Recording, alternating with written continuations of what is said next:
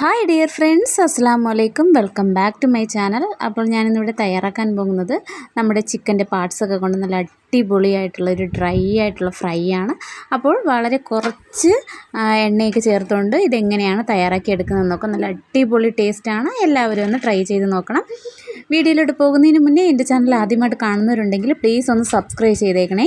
തൊട്ടടുത്തുള്ള കുഞ്ഞ് ബെല്ലൈക്കണിൽ ഓൾ എന്നുള്ള ഓപ്ഷൻ കൂടി ക്ലിക്ക് ചെയ്താലേ ഞാനിടുന്ന വീഡിയോസിൻ്റെ നോട്ടിഫിക്കേഷൻ നിങ്ങൾക്ക് പെട്ടെന്ന് തന്നെ കിട്ടുകയുള്ളൂ. ഇതിനു വേണ്ടിയിട്ട് ഞാൻ 1 കിലോ ചിക്കൻ്റെ പാർട്സാണ് നന്നായിട്ട് ചെറിയ പീസായിട്ട് കട്ട് ചെയ്ത് നന്നായിട്ട് കഴുകി വൃത്തിയാക്കി ഒന്ന് ഡ്രെയിൻ ചെയ്യാൻ വെച്ചിട്ടുണ്ട്. പിന്നെ ഇത് നമുക്ക് വേവിച്ചെടുക്കാം. കുറച്ച് ഉപ്പും മഞ്ഞൾപ്പൊടിയും കുരുമുളക് പൊടിയും ഇട്ട് കുക്കറിലേക്ക് ഇട്ടിട്ട് ഒരു വിസിൽ കേൾപ്പിച്ചിട്ടുള്ളതാണ്. ഇതിൽ വെള്ളമൊന്നും ഒഴിച്ചു കൊടുത്തിട്ടില്ല. ആ ചിക്കൻ്റെ പാർട്സിൽ നിന്ന് തന്നെ ഊറി വന്ന വെള്ളമാണ്. പിന്നെ ഇത് നമുക്ക് ഫ്രൈ ആക്കി എടുക്കാം. അതിന് വേണ്ടിയിട്ട് ഒരു പാൻ അടുപ്പത്തേക്ക് വെച്ച് കൊടുത്തിട്ടുണ്ട്. ആ പാനിലേക്ക് ഒന്ന് ചൂടായി വന്നതിന് ശേഷം ഞാനൊരു 2 ടേബിൾ സ്പൂൺ വെളിച്ചെണ്ണ ചേർത്ത് കൊടുക്കുന്നുണ്ട്. അതിലേക്ക് 2 മീഡിയം സൈസിലുള്ള സവാളയും 2 പച്ചമുളകും നല്ല നൈസായിട്ടൊന്ന് കട്ട് ചെയ്ത് ചേർത്ത് കൊടുക്കുന്നുണ്ട്. ഇതിന് നന്നായിട്ടൊന്ന് വഴറ്റി കൊടുക്കാം. ഈ സവാളയൊക്കെ നന്നായിട്ടൊന്ന് വഴണ്ട് വരട്ടെ.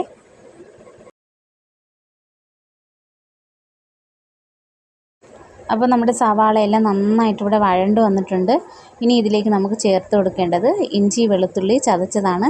അപ്പോൾ ഞാനിതിലേക്ക് 1 ടേബിൾ സ്പൂൺ നിറയെ ഇഞ്ചി വെളുത്തുള്ളി ചതച്ചത് ചേർത്ത് കൊടുത്തിട്ടുണ്ട്. അപ്പോൾ അതും കൂടി ചേർത്ത് കൊടുത്തിട്ട് നന്നായിട്ടൊന്ന് വഴറ്റി കൊടുക്കാം. അതിൻ്റെ പച്ച മണമൊക്കെ മാറി വരുന്നത് വരെ നമുക്കിതൊന്ന് മിക്സ് ചെയ്ത് കൊടുക്കാം.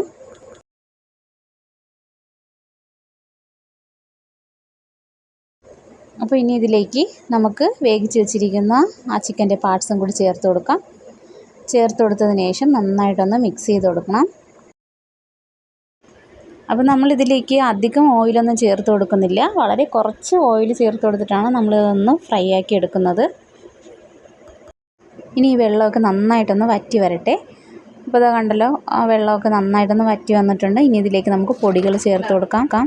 ഇതിലേക്ക് 1/4 ടീസ്പൂൺ മഞ്ഞൾപ്പൊടിയും 1 ടീസ്പൂൺ കുരുമുളക് പൊടിയും 1/4 ടേബിൾ സ്പൂൺ മുളക് പൊടി എടുത്തിട്ടുണ്ട്. 1 ടേബിൾ സ്പൂൺ നിറയെ മല്ലിപ്പൊടിയും കൂടെ എടുത്തിട്ടുണ്ട്. അതും കൂടി ചേർത്ത് കൊടുത്തിട്ട് നമുക്കിനി നന്നായിട്ടൊന്ന് മിക്സ് ചെയ്ത് നന്നായിട്ടൊന്ന് ഡ്രൈ ആക്കി എടുക്കാം.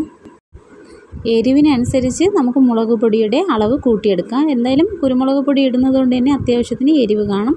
നമ്മൾ പച്ചമുളകും അല്ലാതെ തന്നെ ഇതിലേക്ക് ചേർത്ത് കൊടുക്കുന്നുണ്ട്. അപ്പോൾ നന്നായിട്ടൊന്ന് മിക്സ് ചെയ്തെടുത്തിട്ടുണ്ട്. ഇനി ഇതൊക്കെ ഒന്ന് നന്നായിട്ടൊന്ന് ഡ്രൈ ആയിട്ട് വരണം. അതുവരെ നമുക്ക് ഇതുപോലെ തന്നെ ഒരു മീഡിയം ഫ്ലെയിമിൽ വെച്ചിട്ട് നന്നായിട്ടൊന്ന് മിക്സ് ചെയ്ത് കൊടുക്കാം. അപ്പോൾ ഇത് കണ്ടല്ലോ, നന്നായിട്ട് ഡ്രൈ ആയിട്ട് വന്നിരിക്കുന്ന ആ ഒരു സമയത്ത് ഇതിലേക്ക് 1 ടീസ്പൂൺ ഗരം മസാലയും 1 ടീസ്പൂൺ പെരിഞ്ജീരക പൊടിയും ചേർത്ത് കൊടുത്തിട്ടുണ്ട്.